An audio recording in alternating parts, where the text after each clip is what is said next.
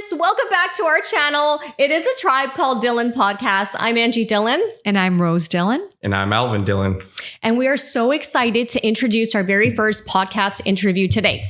The individual, unfortunately, is not here because sometimes with technology, these things happen. We did not realize after the interview was done that my introduction to the episode did not record. So we're excited here. We're back again. The team is here to talk about this enlightenment series that I want to call it. It is our Fufarji, whose name is Mr. Bir Singh Brar. He is my dad's brother-in-law, so he's married to my dad's sister. He has played a pivotal role in our family. He is a pillar of knowledge, and in Fiji, he was actually the principal of a high school called Natumbua High School in Lautoka, Fiji. He has been in the education school system for a very long time, and we hold him in high regard. So here, without further ado, I'm introducing the Enlightenment series. It's going to be a 4-part series, and we're so excited to share the content with you. I hope you enjoy. Very excited to have you. As I mentioned, I know it's not every day that we get the opportunity to speak to one of our elders. I know you're very highly regarded in our family. Everyone looks up to you. And I know we have always looked up to you for wisdom, guidance, whatever it is, just because of the nature of all the roles that you've played over the years. I really wanted to ask you because I know that you have filled a lot of hats. You have worn a lot of hats over the years. You have fulfilled a lot of roles, and I want to make sure I get them all right. So I wrote them down. You were an educator. Of course, you were a teacher. You were a principal of a high school. Of a prestige high school. Very prestige high school. You are, of course, a brother. You are a son. You are a father yourself. You're a husband. You are a grandfather. You were a CEO of a company, and I know that you served as a board member on many organizations. Which role has been the most rewarding for you, and why? Even with my children, I'm trying to get out of it now. Education has been it has impressed on my personality the most. Taking care of children, developing the potential God had entrusted me, helping the teachers to help me in reaching that end has been most rewarding and lasting. I became intolerant to shortcomings and galtiyan because, as I told my teachers, we are moving signboards. We have to inculcate discipline in our children, that when they see us, they are reminded of nothing but how they can enhance themselves. And that type of signboards we should be, rather than commanders saying, you stand here, attention, or whatever. No, I cannot take away from the impact that being an educator has made on my life. I am a Sikh, which means Shishya, a learner forever at the feet of my gurus. And my being an educator has enhanced my learning in the scriptures as well. Okay. That is the one. I don't go on ego trips. I am begging God to remove the ego from me forever, even the last trace. All the other glories that God has given me in abundance are insignificant compared to the privilege of guiding the students to successful lives. That has been most rewarding to me. Amazing. And God has given me, I didn't tell you, I got scholarships. I went to Queensland University to do postgraduate diploma in teaching of science and administration. Yes, at that time I never realized the value, though I sincerely applied myself to it. but it has stayed me throughout the life. And the values I got from there, I tried my best to pass on to the profession. But simple, basic, being an educator, being a teacher, being an administrator in that field has enlightened me and helped me to be a better Sikh. Amazing. Wow. That's amazing. Could you Profound. could you go into a little detail or elaborate your educational background, universities that you studied, just for some context? I told you I went to my village school, a beautiful school. I went to a high school, Tabua High School. You can remove the context. Yeah. When it was being established. If I tell you, you'll be flabbergasted. We started our high school standing on our feet. We didn't get desk benches or chairs for 3 months. We just had to stand leaning against the wall and keep the books, exercise books in our hands right. Had no stability in teachers. It was halfway through the first year, 2-year Fiji Junior course, halfway through the first year that we got our furniture because it was being established, the high school. Okay, the building was that of a primary school and they had moved with their furniture to a new building. So they decided to open a high school. There was no high school in my local area. Okay, I went to that school by God's grace. I was the first one to pass Fiji Junior from that school along with another girl who was senior to me. Anyway, then I came to Nandi to another beautiful, well-established school, Shri Vivekananda High School. And I had beautiful time. I was a boarder for 2 years there. And I laid the foundation of my future there. And when I came out, I told my parents I want to go for more studies. They said, okay, kitthe jana?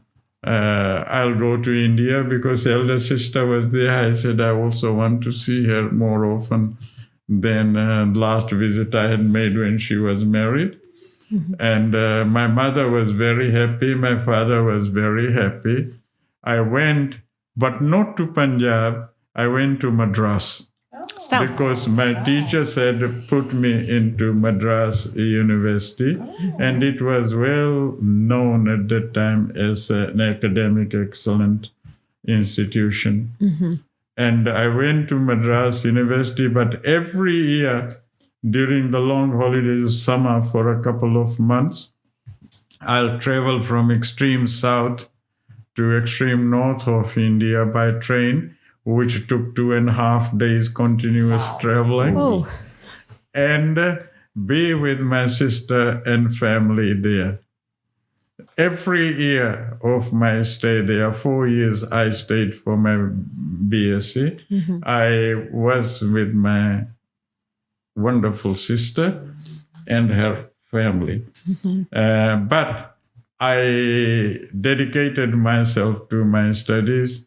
When I did my final BSc, I got through with very good grades. And I had the opportunity to go on to MSc, Masters. The university accepted me, the college okayed. But my father, meanwhile, had suffered heart attacks. And when I gave them the good news that I could be supported by a scholarship for 2 years more, you don't have to spend on me. I'm seeking your permission to continue. My mother wrote to me, Beta, God bless you. You are really blessed with this. We are very happy, but you may not be able to see your father. And that was not bargainable. Wow. I simply realized my mother was a very strong lady. Why did she say this? I didn't stop to question. I immediately wrote back, send me the tickets. Meanwhile, I had met your Shua and we had decided to be together. Mm-hmm. I left everything. I came back home. My father was not given much time to live because of advanced heart problem. But I don't know, by God's grace, when I came back, he got rejuvenated. Within a month, he started walking around and felt so much better. I could see my mother was so happy. My younger brother and sister were there. Meanwhile, in my absence, my elder siblings had gone on their own way. Father had given them farms and all that. So actually, my parents were a little neglected, but they found a new hope and joy in my return. Wow. And I was okay. I enjoyed the home comfort for a month, but the bug was there that I had left behind. Higher learning. And I asked my mother, would it be okay now father is standing around in his health if I could go back and complete this? I'll come back in the minimum time that I can by completing my work. Mother again blessed me. He said she's proud of the fact that I'm getting this opportunity. My university had said, even if you come 3 or 4 months late, we will still accept you and we know you will catch up. Mm-hmm. But then my mother again said a phrase which stopped me in my tracks. She said, "Beta," in Punjabi, she said, तेरा भाईया जी cover दे मुंह ते खड़ा है वो तेरे सहारे चंगा होया है जे तू चले गया उन डिग पैना. Oh no. Dilemma. Yeah. When I heard that, I spent about 2.5 hours thinking, contemplating,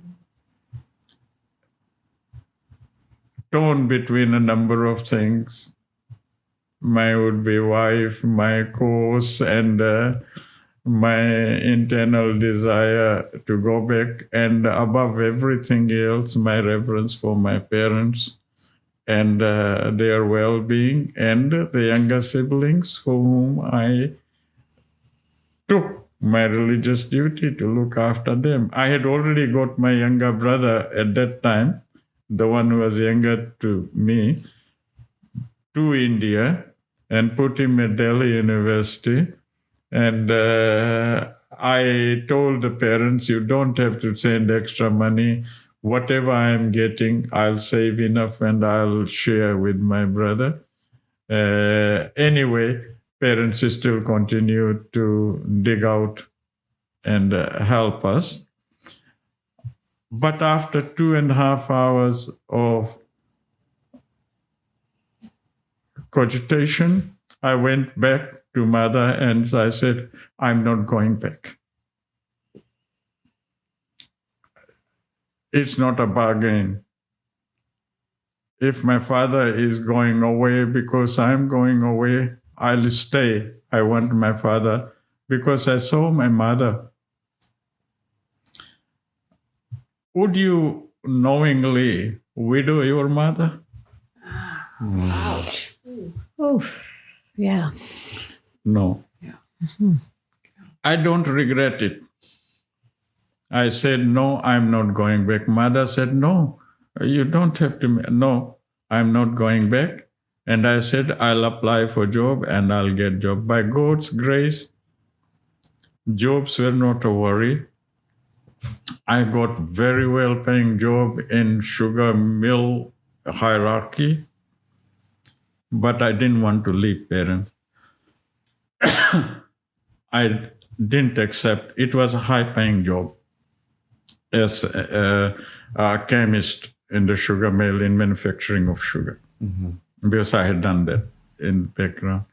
But as fate would have it, my own primary teacher came to my house and told him, Bir Singh, you are going to Bar Methodist High School to teach. I have 2 daughters who are highly handicapped because there is not a science teacher. I know you are capable. I always came first in primary school in my classes. And he didn't give me the chance. I looked at my father.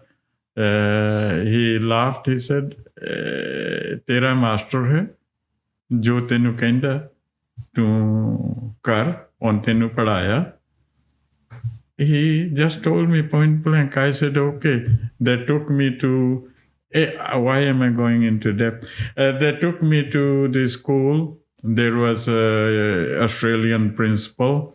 He saw me, talked with me, and within the hour, when the same teacher was bringing me back, he handed me the keys to the labs. He said, Mr. Singh, you are our man in charge of science, brand new labs. Okay, biology, chemistry labs. Mm-hmm. And whatever the government says, we will pay you. It's not that we negotiate your pay. Mm-hmm. We'll give you the official salary that the government gives. Mm-hmm. So I got into employment within the month. I started there. I never looked back. By God's grace, I was very successful as a teacher in the first year itself. It was September 1968 when I started working. Wow. But I taught for only 1 year. Then Jito came back. I got married. But government had recognized my services.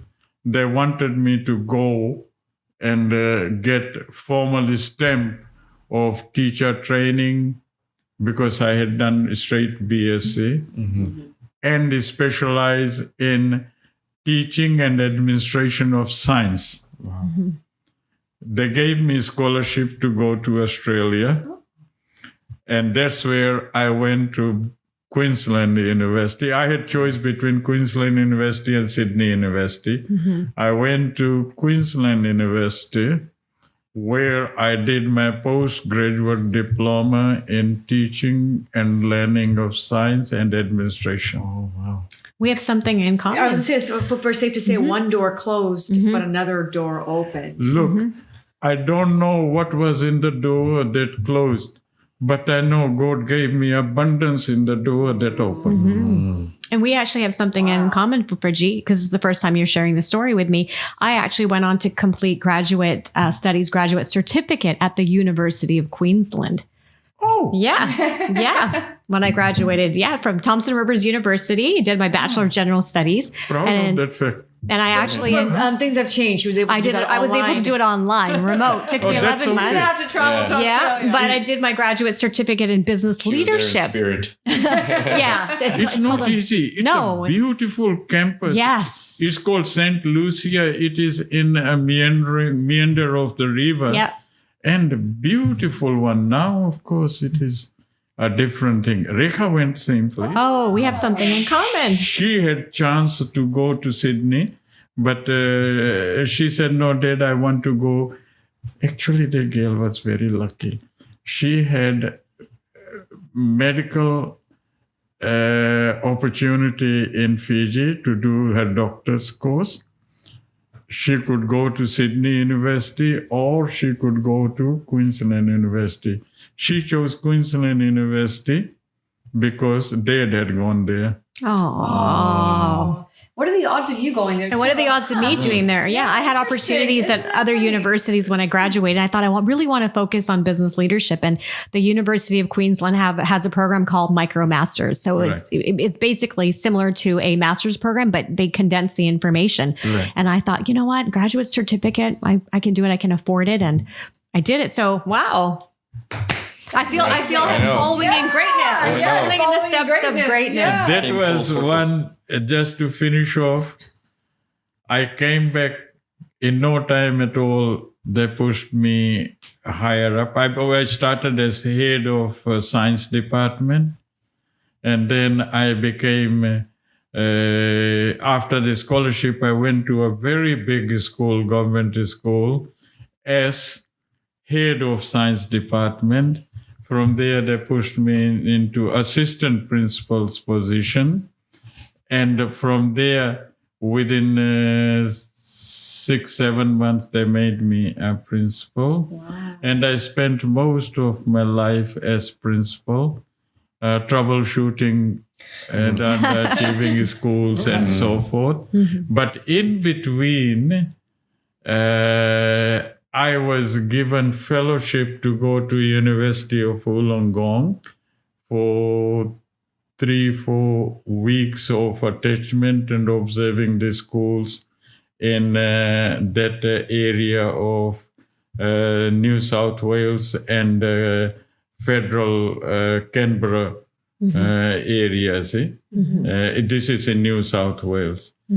And I had the bug. Once I became the principal, I didn't want to be a blind man finding his way.